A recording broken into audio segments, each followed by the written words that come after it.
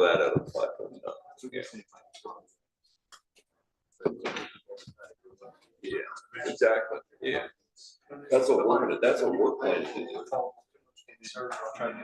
Yeah, they just reimburse the, yeah. I don't think. He's the, yeah. Was that?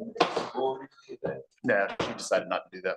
I'm just curious about, we're talking about paying. Like, I know you can't pay sorority dues out of 529, but I'm talking about meal His plans. name. But You can, Travis. absolutely. You can pay meal plans. You can actually, even if they move off campus, you can pay their rent yeah, and utilities from yeah. it. Yeah, you know that, right? Yeah, but the one thing you can't do is any kind of extracurricular activity stuff. Yeah.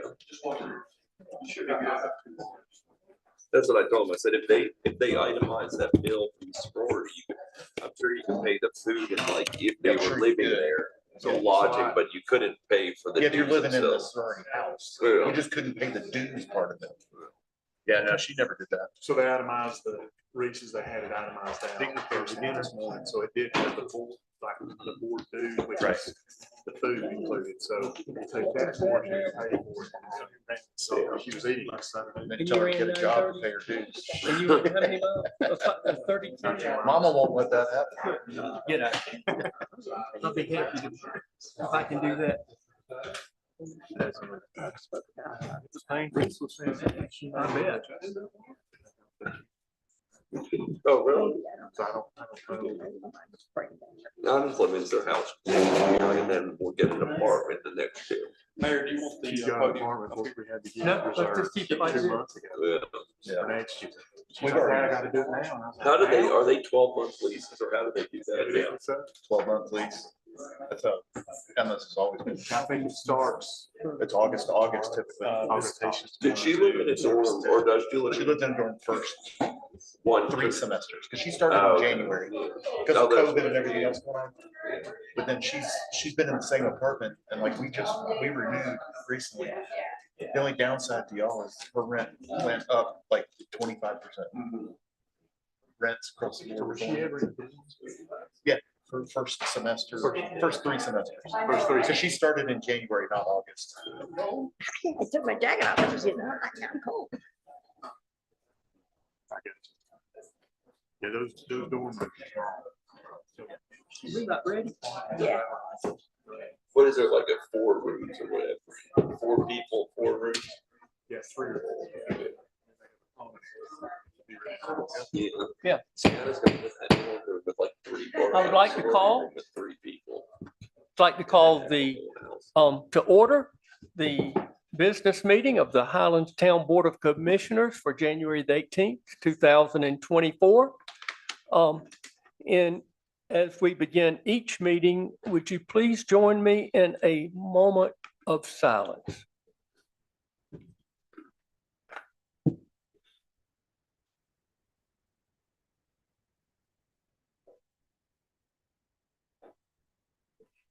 Thank you. Now, if we'll all stand for the Pledge of Allegiance. I pledge allegiance to the flag of the United States of America and to the republic for which it stands, one nation, under God, indivisible, with liberty and justice for all. Thank you. Be seated. Our next item will be a statement of conflict of interest that I call to the Board of Commissioners. If you have any conflict of interest on any matter that will be covered tonight, please be sure to indicate that conflict. The next item will be the public comment period.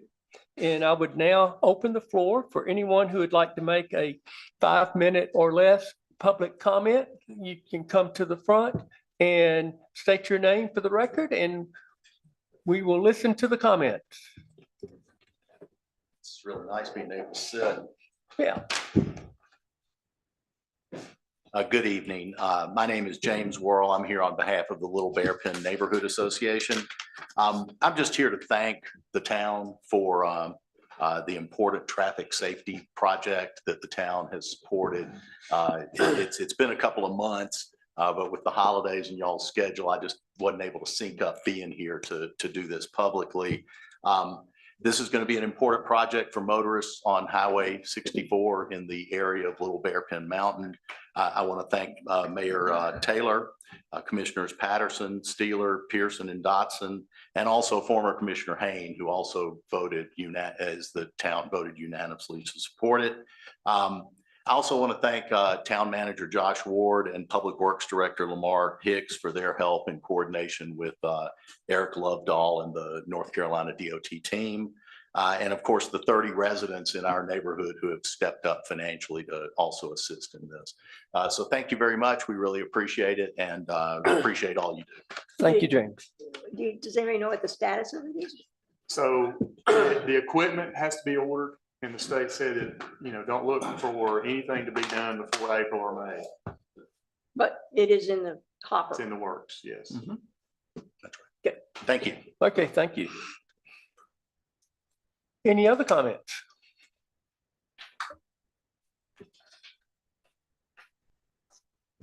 My name is Charlie Nalbone.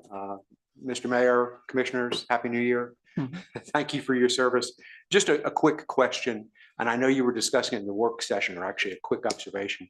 The proposed changes to the noise ordinance, I would just ask that the board consider that, at least the way I read the language, it appears to open up construction activity, renovation activity on weekends in the time period that was proposed for Saturday and Sunday.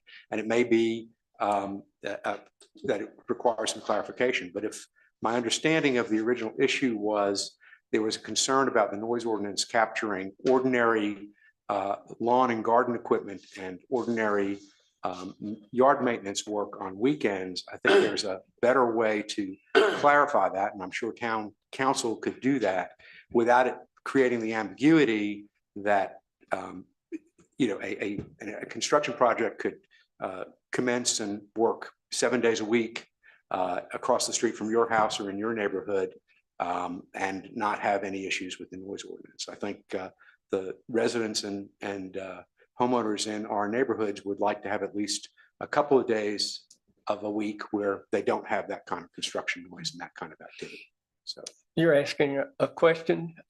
I might defer, Josh, would you like to respond to the question at this time? So the question, changing of construction, yes, the question is, does the proposed language open up and allow construction activity on Saturdays and I Sundays? don't think it does. What we'll do is we'll get your interpretation, just send us an email. I will. That's something that we'll digest. Okay, and so there's not going to be any action on that this meeting? No. Great, okay, thanks, Mike. Thanks, Sure Mayor. thing. Thank you. Any other comments? Hearing none, let's move on then to the next item, and that would be to review and approve the agenda. Do we have any changes to the proposed agenda? Move to be approved. Second. Second, okay, thank you. All in favor, please raise your hand. Indicate by saying aye. Thank you. All right, the next item would be the approval of the December 14th regular meeting minutes. Do we have any changes, corrections, or clarifications? We'll move, we approve the minutes of December 14th. Okay, Second. second. Any further discussion? Hearing none, all in favor, please raise your hand and signify by saying aye. And I was. you're Partially. partially there. I got a half It vote. counts, yeah, okay. Half of Very it. good. Okay. All right, the next item, number 8, would be the consent agenda. That was in your packet. Any questions or observations concerning the consent agenda? Are you gonna do reports first? Oh, I'm sorry. Excuse me. I'm in a rush. Apologize. Let me start with the mayor's report. And first of all, I wanted to say that we lost a real distinguished Highlander just recently, Bob Houston, and his services will be at the First Baptist Church tomorrow, starting at 1 o'clock with visitation, followed by the funeral at 2 o'clock. I know that our fire department will be paying tributes and honors to Bob. Bob was a great American. He served in the United States Air Force and also served in the U.S. Navy Reserves. And what I didn't realize until today, he was called up for the first Gulf War. But what was really, to me, so impressive about Bob's service to this community, he was a definitive leader of the Highlands Fire Department for so many years. He kept the administrative side of the department going, and he was an inspiration to all the volunteers. I was over at the fire department just the other day, and the hook and ladder truck is called Old Bob in his honor. So he will be missed, and I just wanted to take this time on behalf of the town to express our appreciation for all the things that he did for this community over his lifetime. The next item that I'll be going to the Southwestern Commission meeting at the first next week. That's a regional planning commission meeting where elected officials meet to discuss common concerns. And then the other thing I would like to propose, and I've talked with the board members about this. I brought up at the beginning of the year that I'd gotten feedback and concern that some of the people in the community do not think that the mayor and some of the board members are supportive of businesses in this community. And I asked and have asked that anybody in the business community or in the community who would like to give me feedback about how we could better support businesses or what we're not doing, to please let me know. I have gotten some feedback, and I will do a summary of that feedback very soon. But what I would like to do is for us to have a business roundtable at the next workshop in February, starting at 6 o'clock. Have tables and let people that have concerns concerning, how we can better support businesses come and talk, and let's have a dialogue. So if I would like to do that, and I will be the moderator. And I think it's important that as we go into this new year, that we do sit down and have those kind of conversations. We've talked with folks at the chamber before about having, meetings. And last year we did have a meeting of their board and our board.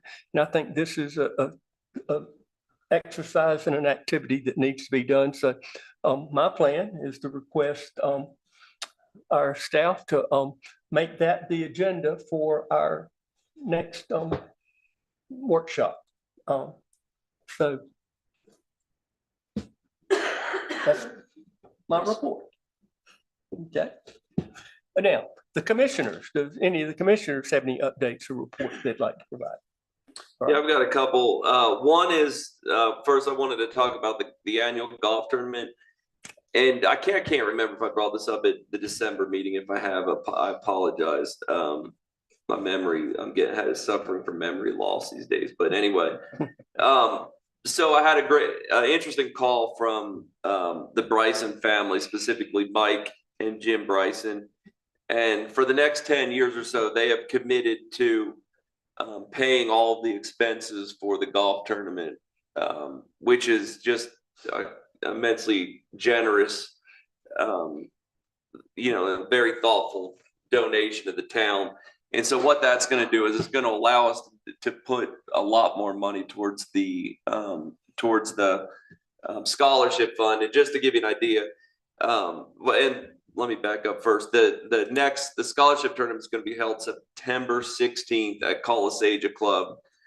And we are their donation is probably going to allow us to put another $15,000 to $20,000 per year to the scholarship fund. So that's, again, just want to recognize Mike and Jim for that contribution. That's huge.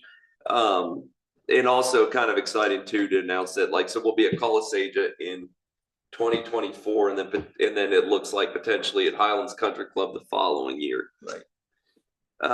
And then the other thing I wanted to briefly talk about is the playground, because I'm going to constantly be talking about that, especially as we go further and further. We have a little subcommittee for fundraising that we're putting together a meeting in the next couple of weeks. But we've already applied for some local grants, and then Derek Taylor called me, and I talked to him at length yesterday, and they're going to make for the Twilight 5K, the playground be one of the benefactors of that. So I think that's important, given the fact that, you know, everything that Lester and then the police department does for that event. So it's coming right back to the town. So just again, I'm just going to talk about that as much as I can, because you're going to start hearing more and more about that come springtime. And Jeff has been a huge part of that. Jeff Weller, that is, has been a huge part of that process too, as he's been doing a lot of research on state level grants. And so we're really teed up nicely to do some good things coming up. So just I'll be reporting more on that as the time comes. I just wondered if there are national grants, because you know we got that Tony Hawk. Wasn't it a Tony Hawk grant? Probably for the skate park. Skate park? Yeah, he must be national. Yeah.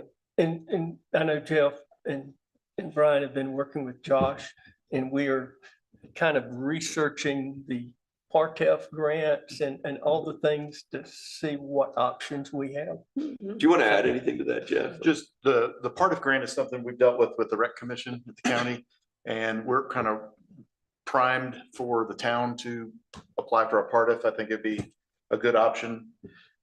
The other grant, which is through the state, that has more to do with accessibility, which we're talking about a fully accessible playground.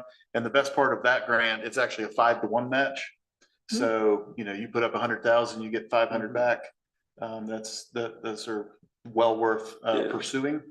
So, and with $500,000 maximum on that one. So there's various things we're working at the county level. I met with the town of Franklin and the county rec commission, of course, on that, but we also met with the town of Franklin because they are doing a playground, and we're trying to coordinate with them to make sure we don't go after the same grants, so we don't waste our time in spinning wheels. And they said, well, you just got one in that county, so we've already kind of mapped out what directions we go versus them versus the county, because the county's doing a bunch of recreation work right now too. We're proposing it, so that's where we are right now, and we just don't want all three of us going to this for the same thing in the same year, so that would be problematic. So that's about it.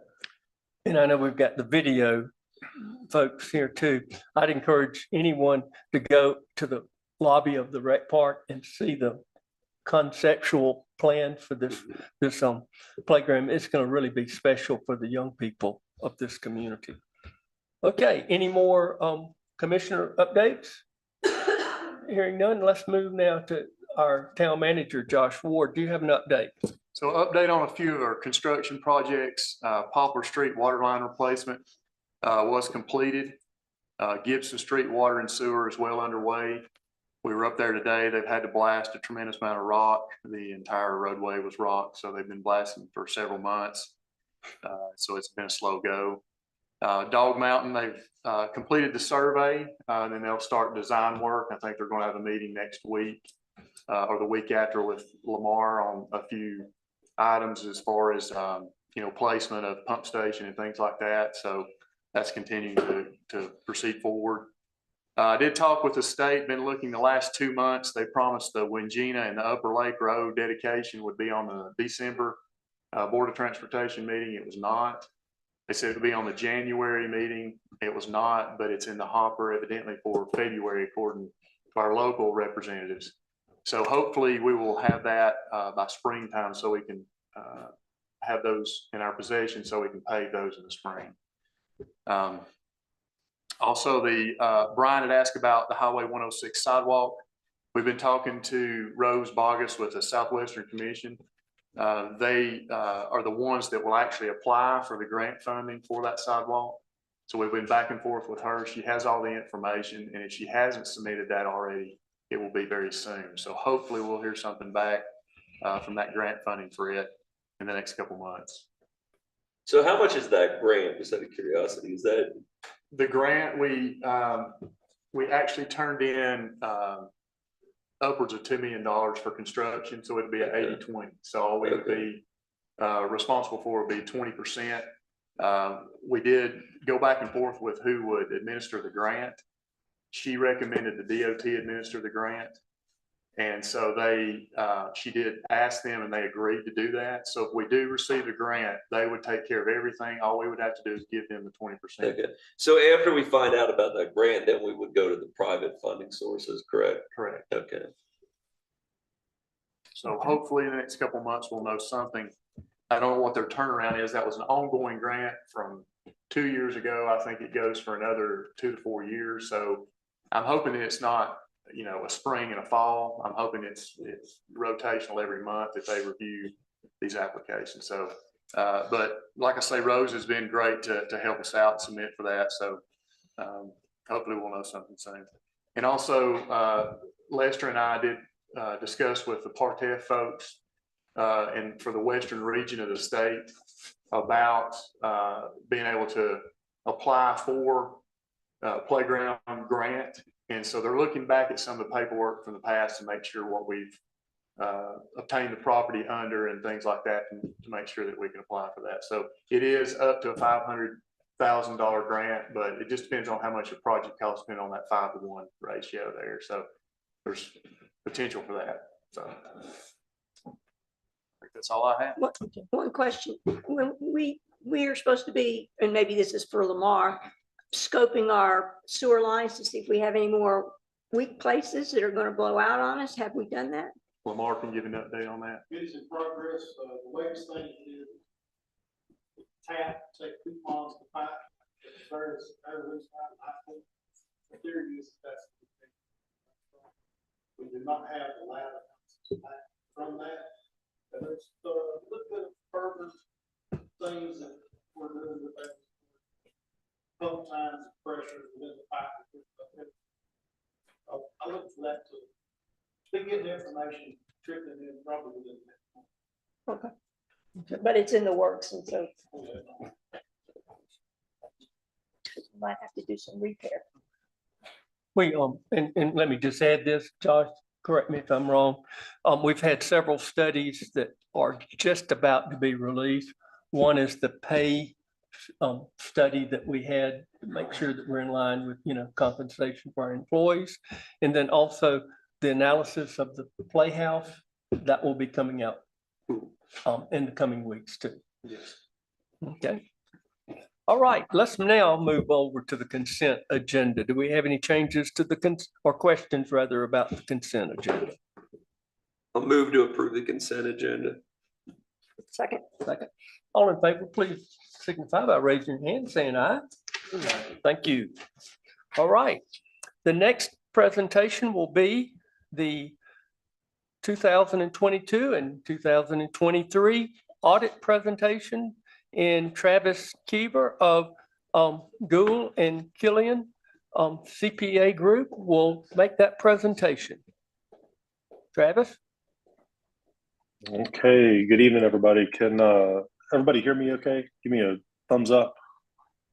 Okay, good. All right, so on November 30th, we finalized the audit report for the town of Highlands for the year ended June 30, 2023. I'll go over the two reports that we issue as part of your audit. We'll talk about a couple of findings that we had, and then I'll give some limited financial data that we can talk about. We issued an unmodified opinion on the June 30, 2023 financial statements. That's a clean audit opinion. This means that we believe the financial statements of the town are fairly stated in accordance with generally accepted accounting principles. Again, that's a clean opinion. That's what everybody wants when they have an audit. We reported no instances of material non-compliance with state laws and regulations. We did report 2 internal control findings. I'll talk a little bit more about those in a minute. One was a material weakness in internal control. One we classified as a significant deficiency. Now, keep in mind, we do not perform a full audit of your internal controls or a full audit of your compliance with laws and regulations. We only focus on those issues that are most pertinent to your financial reporting. We do this in a number of ways. We test a sample of expenditures to make sure that purchase order policies are followed, that expenditures are approved by authorized individuals. the budgetary authority exists for sample of transactions, and that invoices are coded to the correct budget code. We also test a sample of payroll transactions. We make sure that the folks getting paid are actually employees of the town, and that they're being paid at an approved rate for the time that they actually worked. And then we conduct walkthroughs with key personnel in the finance department and other areas to ensure that a system of checks and balances appear to be in place as it relates to the controls over the town's financial information. So again, we did have a couple of findings there that we'll talk about in just a minute. And before I go any further, just special thanks to Rebecca and all the finance and administrative staff. It's a lot of work going through a financial statement audit. They're always super responsive, super easy to work with, and we always appreciate that. Let's go ahead and go to the next slide. So this is labeled financial performance indicators of concern. This is what the LGC, Local Government Commission, calls it whenever we have findings or other issues of concern. The two findings we noted in our audit are included in that. The one material weakness in internal control that we had was related to record retention of personnel files. So during our payroll testing, we noted that certain personnel files, timesheets, pay rate approval forms, things of that nature that we requested were unable to be located. This is considered a weakness because if the town's unable to provide this kind of documentation, it's essentially unable to support its payroll expenditures. It appeared that there was no process in place to periodically review personnel files and related payroll data for completeness and accuracy. The town did provide a corrective action plan that's included in the audited financial statements that states that a full review of personnel files was underway and that an annual review of files would be taking place going forward. So that should take care of that one. The significant deficiency that we noted was also came about as a result of our payroll testing. And this was related to how the town handles terminated employees. We noted several terminated employees that were still shown as active employees in the town's payroll system. This in itself is an issue, of course, because as long as the employee is still in the payroll system, they can still be paid. We also noted there was no formal process, such as a checklist, which is a best practice for when an employee was terminated to make sure they're removed from all town systems, taken out of payroll, town property returned, et cetera. And again, based on the corrective action plan that's included in the financial statements, the termination checklist has been developed and implemented. And so again, that should take care of that one as well.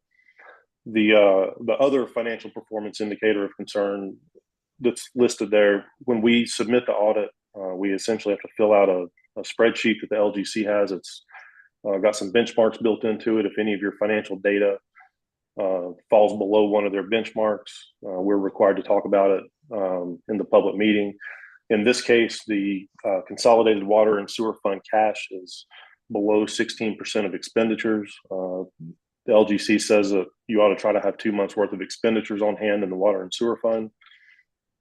You all only have about 10% of your expenditures on hand, so a little over a month's worth of expenditures. You spent a significant amount, I'm sure you all know, over $2 million on expenditures in the water and sewer system. It was all self-financed, didn't take out any debt. And so it did deplete the cash reserves in that fund. Rebecca will have to submit a letter to the LGC addressing really all three of these issues. The two findings have sort of already been addressed, so that'll be easy. She'll also have to address the one about the water and sewer fund cash. We're happy to help, discuss ways to address that and help with that submission to the LGC. So before we go any further, does anybody have any questions about any of the findings or anything that I've talked about so far?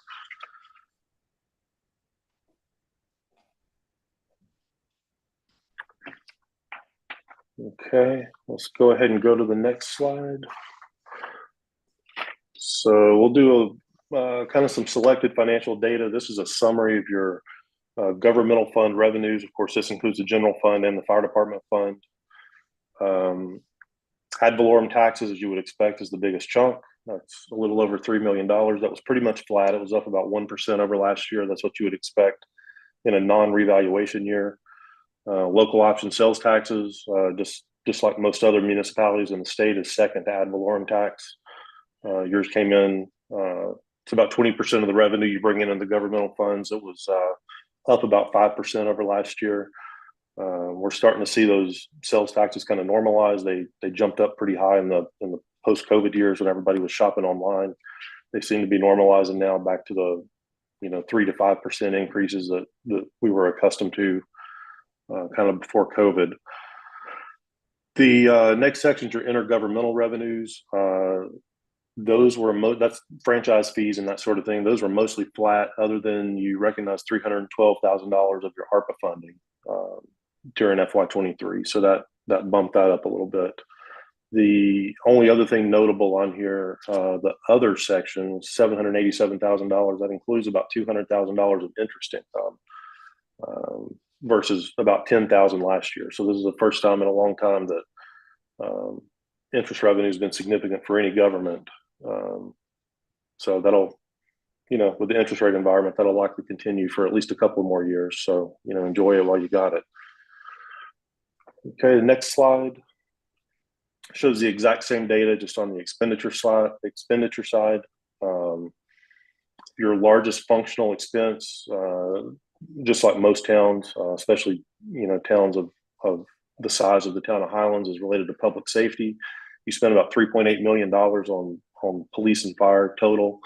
About $1.5 million of that was police. That was actually down about 3% over last year, just due to a decrease in capital spending.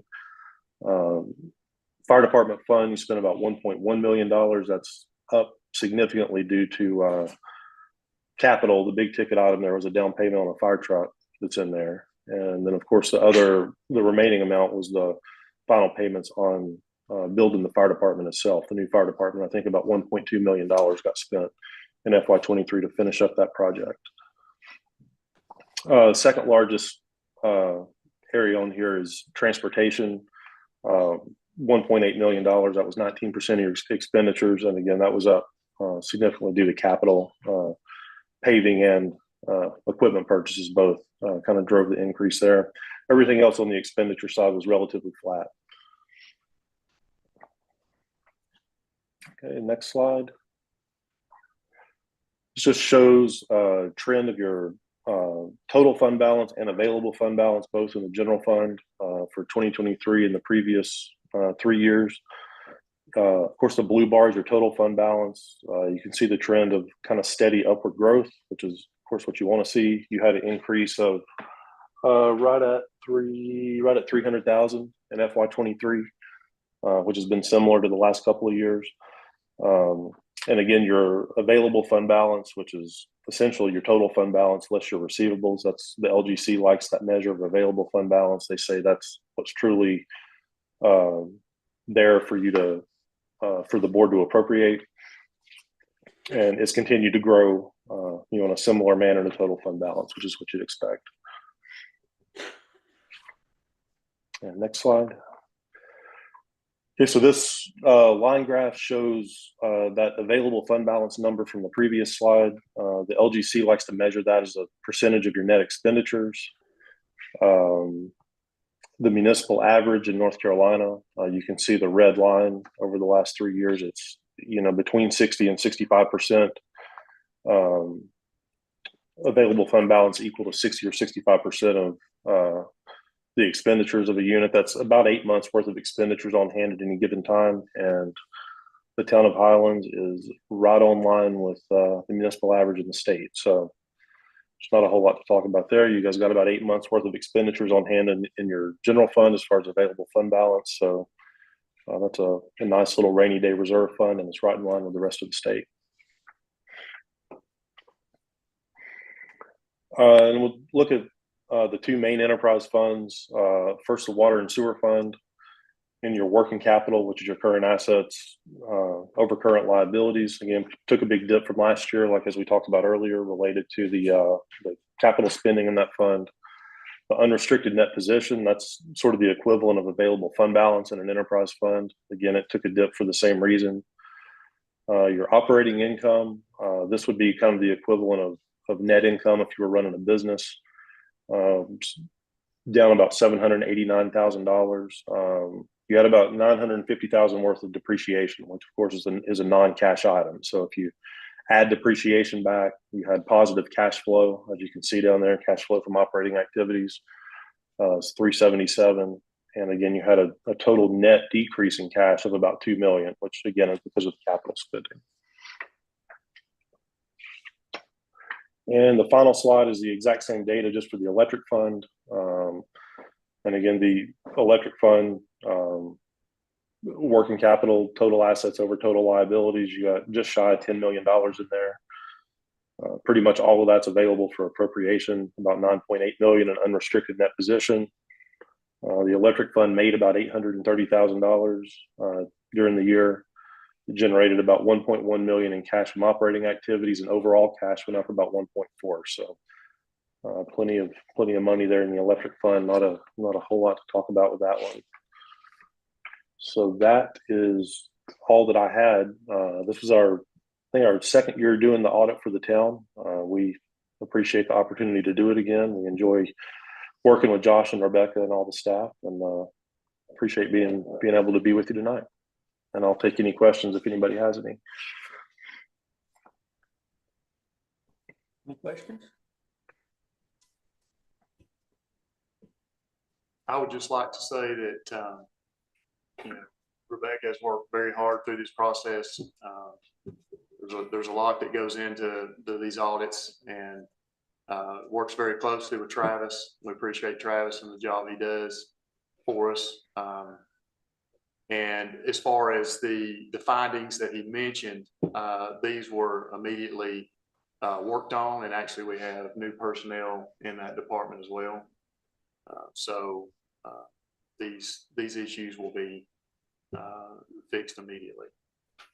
Actually, Rebecca has went in and actually helped, provide some assistance on these matters as well. So we think it'll get better as it goes.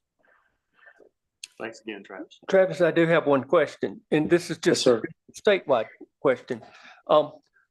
I would assume that we're very punctual in conducting our audits, getting it into the LGC for their review and so forth, correct? I've been reading, though, that there are some municipalities who tend to drag their feet and not get things in on time and even fail to do what is required by the state.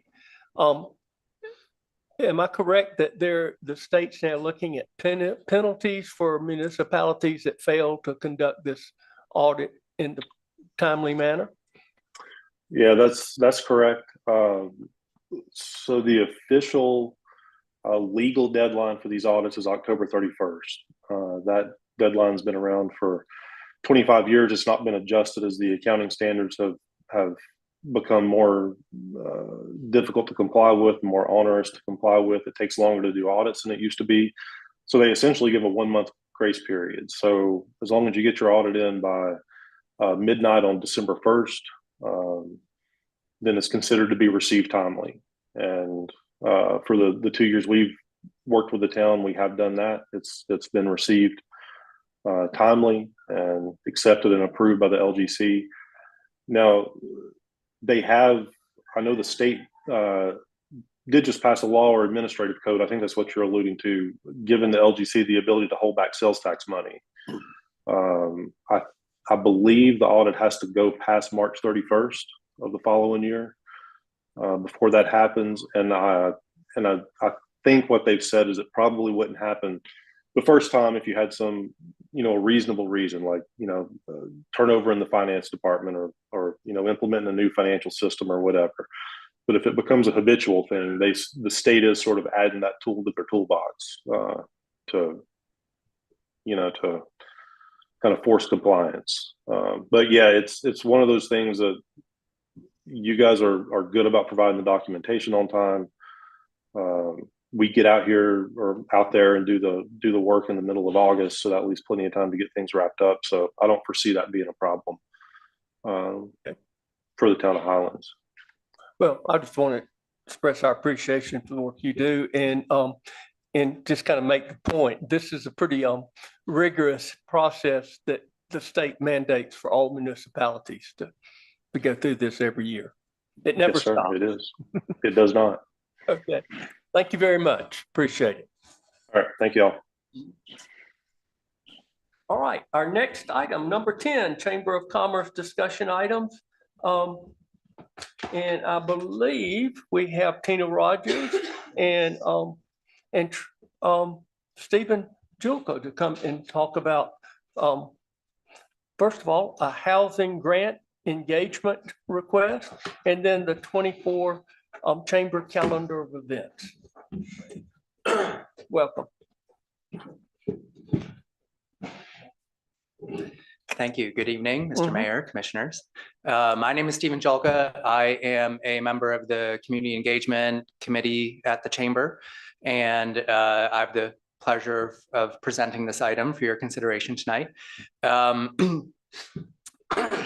Housing is a big topic everywhere, and housing diversity is one of those kind of pillars of a healthy and economically vital community.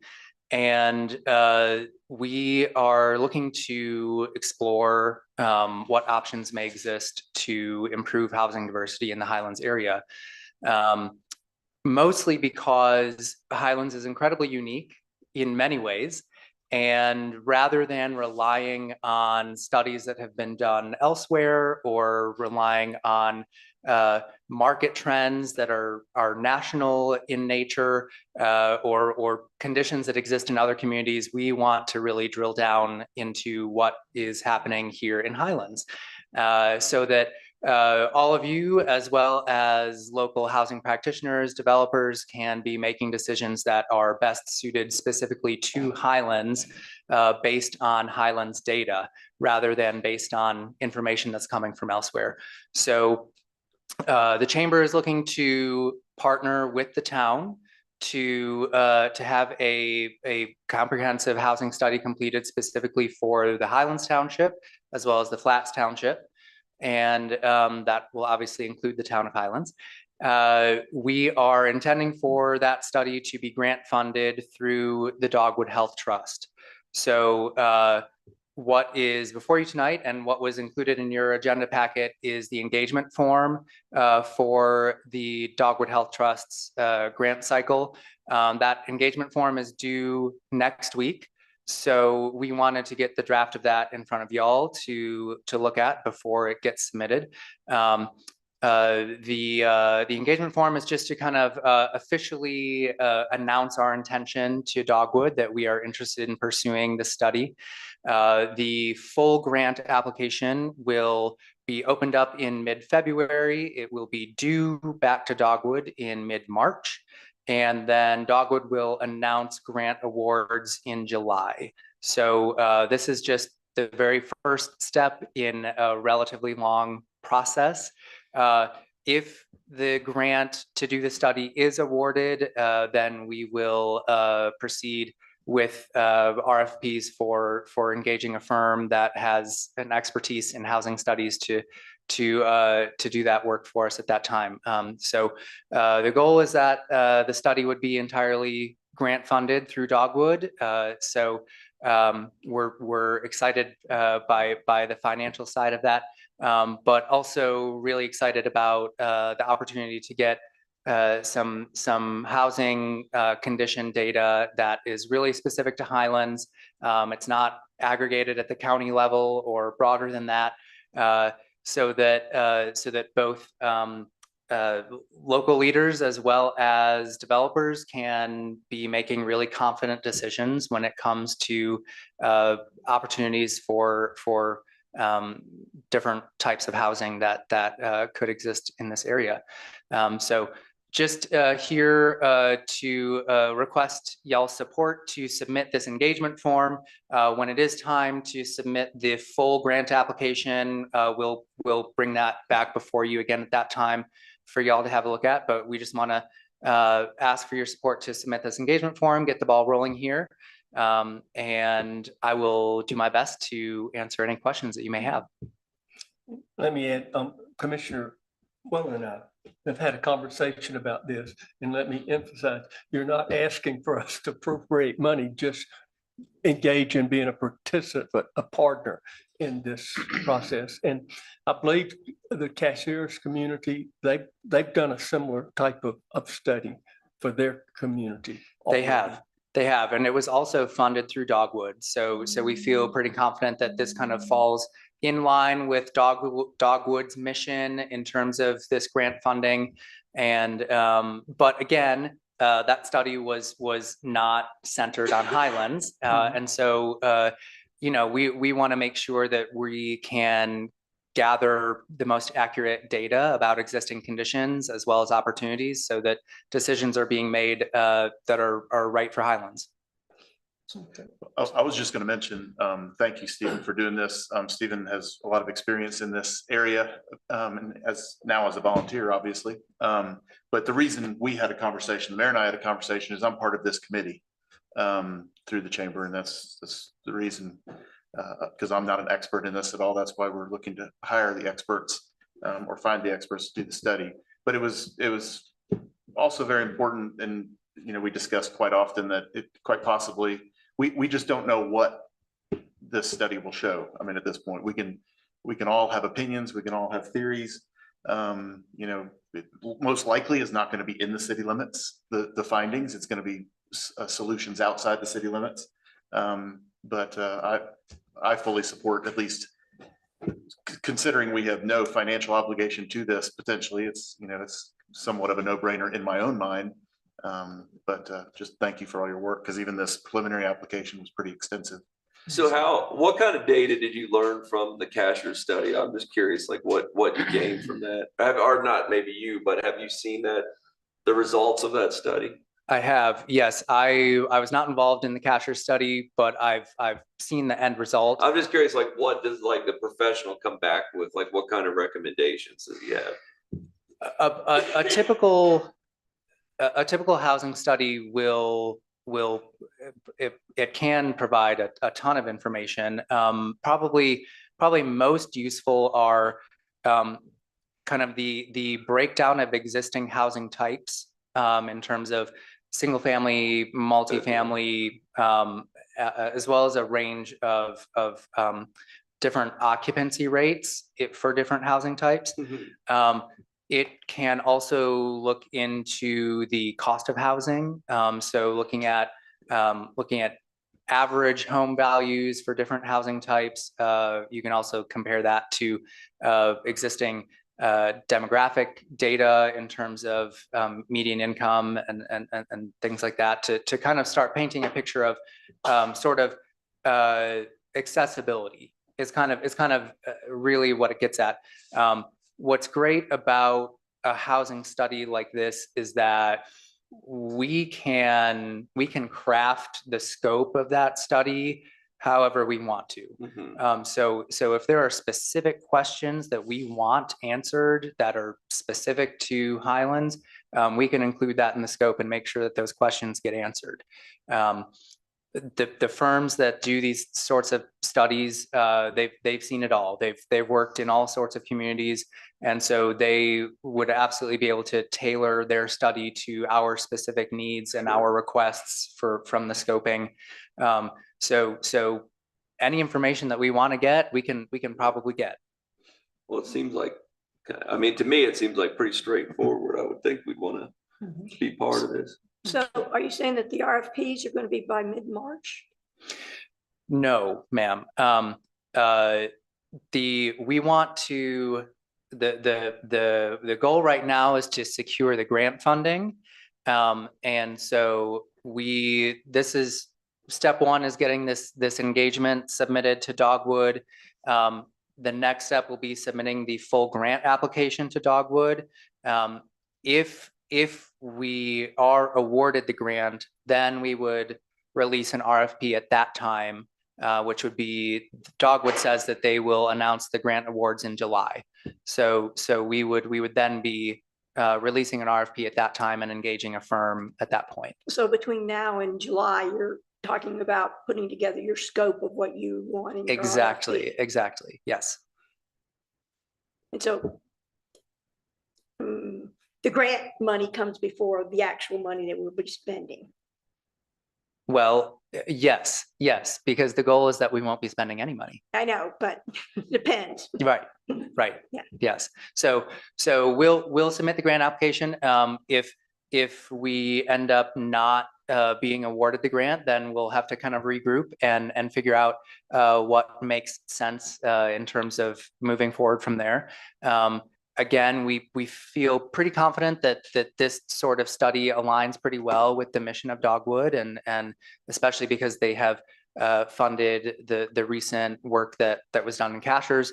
So we're pretty confident that we can secure the grant funding as long as we write an excellent application. And the RFP or the scope is going to be put together by the chamber. The scope, if we agree to move forward tonight, the scoping will, I think, be a collaboration between both the chamber and the town. I think we'll be getting input from both entities. We'll probably also loop in making. Flats. Pardon? The flats. Well, of course, the flats as well as we'll probably want to get some input from the county as well, just in case, as Mr. Weller mentioned, many of the potential opportunities for housing projects will probably occur outside of the town limits. And so we'll probably want to have Macon County looped in as well. Okay. Any other questions? So you need a motion to We sure do. partner with the, go for the grant. Okay. You've Okay, made that Jeff, motion. I'll make that motion. Jeff will make that motion. I'll second that motion. Second, okay. Any further discussion? Hearing none. All in favor, please raise your hand. Signify by saying aye. Very good. Thank you. Thank you very much. Okay, and now Tina, the calendar for the chamber. Yes, good evening. This is the list of the annual community events organized by the Highlands Chamber of Commerce and Visit Highlands NC. The events are all the same as last year. However, we are rebranding Meander in May and calling it High Style. It will now include culinary arts and fashion to complement the music and artists of the original event. Okay. Any questions of Tina?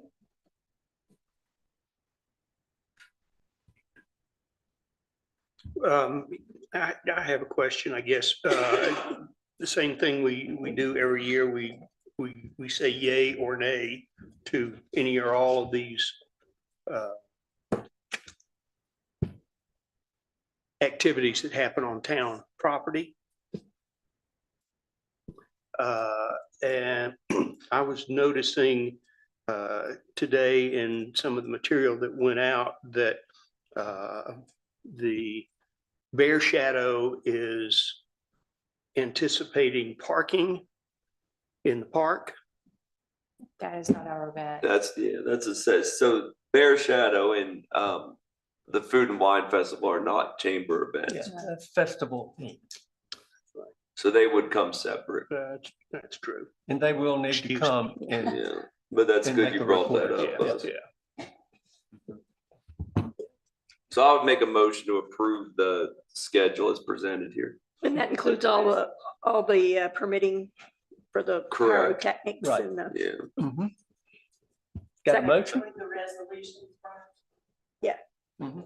What's We have a the Check second. if that would include the Got a second. resolutions. Correct. Yeah. Okay. We've got a motion and a second. Hearing no further discussion, all in favor, please raise your hand, signify by saying aye. Thank you, appreciate it. Thank you, guys. Thank you. Appreciate your time. Thanks, Tina. Thank you very much.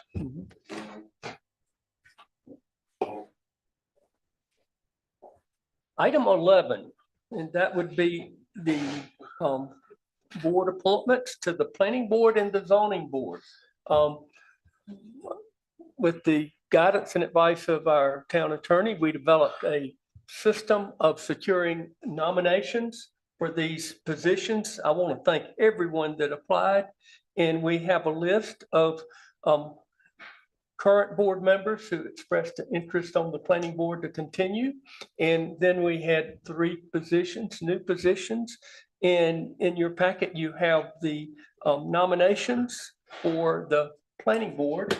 And barring any questions, I'd entertain a motion for approval of those nominations. So moved. Second. Second.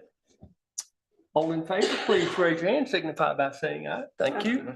Then we had 1 opening for the zoning board of adjustments, and that person received the nominations. Do I have a motion for approval of the nominations for the zoning board? So moved.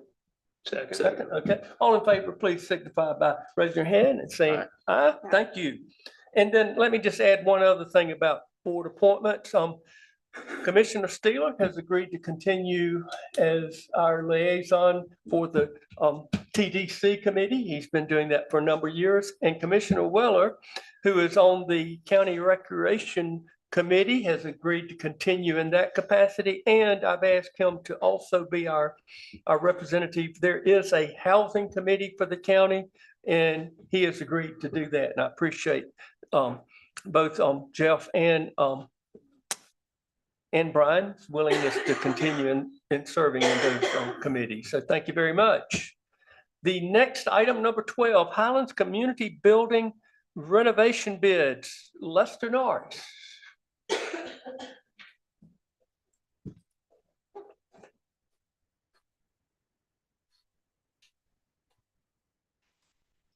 Thank you, Mayor and Commissioner. As you recall, we put $500,000 in the budget this year to do the renovation and improvements of the restroom and the kitchen here. We advertised the 30 required days, and on December 11th, we only got 1 bid. So we ran it again, and then on January the 10th, we received 2 bids. And you have in your packet a recommendation letter from Paul Schmidt, architect, that the bid be awarded to Airwood Construction, the apparent low bidder, in the amount of $612,354. If you approve this tonight, there will be a budget amendment required, and I think that is in your agenda packet on the next agenda item. Okay. Right. And we had a similar situation. I know the ABC board, they've requested bids, and they're having to do the same thing that we've had to do here, rebid and wait for the bids to come in. So, all right. And this would address issues of ADA accessibility. ADA accessibility, and also the trouble we were having with the lines that run under this building that are old and having tree roots growing through them. And our town manager and I were having a conversation this morning about this. You know, we've been trying to improve this building now for a number of years with the lighting, the painting, the AV, the flooring, and this is kind of the final phase to get the last part of it to where it's kind of brought up to standard. And yes, it's more money than we allocated, but in this day and age, that shouldn't be a shock when we go over an estimated budget a little bit. So, and we would have that in our general fund, or are we going to have to finance that? We'll have that in our general fund, and that'll be reviewed next. On our next thing. One other thing I'd like to mention too, if y'all recall, Doc Wilson came and brought a plan for the kitchen. We designed the kitchen for the equipment, but the town at the retreat decided that we would not purchase the equipment at this time, but it is designed to where they want to fundraise or wherever want to put that equipment in. It'll be set up for that. Or possible private donations. Or private donations, yes. Yeah. Okay, all right. So we need a motion to approve the bids, accept the bid. Correct. Okay. So moved. Second. All in favor, please raise your hand, signify by saying aye. Aye. Thank you very much, Lester. Okay, the next item, number 13, budget amendments. And as a follow-up to this, we do need to make a budget amendment for the cost that goes beyond the original allocated price. So I would entertain a motion to have a budget amendment where these funds would come from the general fund. It's actually. We can add. Okay, come on up. Yeah, I'm sorry. Excuse me, I thought I missed that. Okay, go ahead. In your packet, you have 2 budget amendments. One is for the overage on Poplar Street. I don't know if you saw Lamar's little memo. So We'll talk about that one. Yeah, go ahead. Okay. Yeah, so they did hit that one. And then the other one was from the community, for the community building for 113,000 of the overage. So you can take them either which way and just approve either one or ask questions. Let's do or one at a however you wanna time. We'll do them separately. do it. Okay, good. Okay, So I move we approve the budget amended from the general funds for the allocation of the improvements of the community building. okay. Second. All in favor, please raise your hand, signify by saying aye. Thank you very much. Lamar, would you come up here too, on this Poplar Street? Thing. Okay, Rebecca, go ahead and Again, the Poplar Street contract went over $59,000. Lamar wrote you a little memo in there explaining why it went over. We just need a budget amendment to cover the overage. If you have questions, here's one. well, and I do have a question because I assumed you did, mean you asked me to come up here. because, you know, citizens read our agenda packet and other stuff.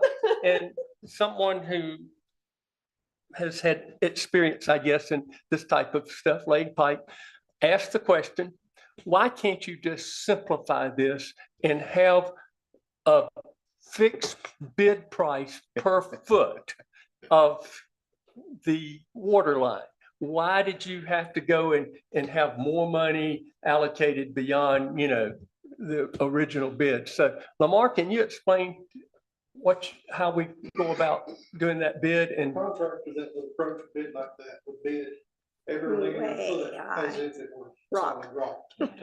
okay, In a unit price contract, you get paid for what you do and accomplish, not what may or may not. okay, In this particular case, it was underestimated.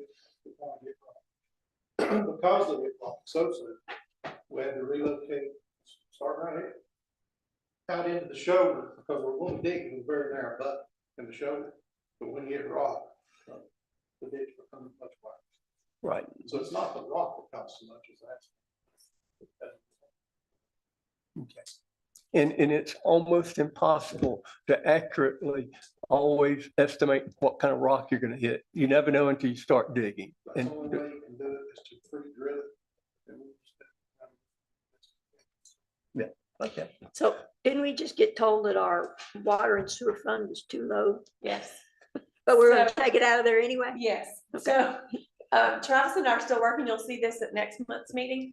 But we're discussing maybe borrowing or loaning money from the electric to keep continuing to do your capital projects in the water.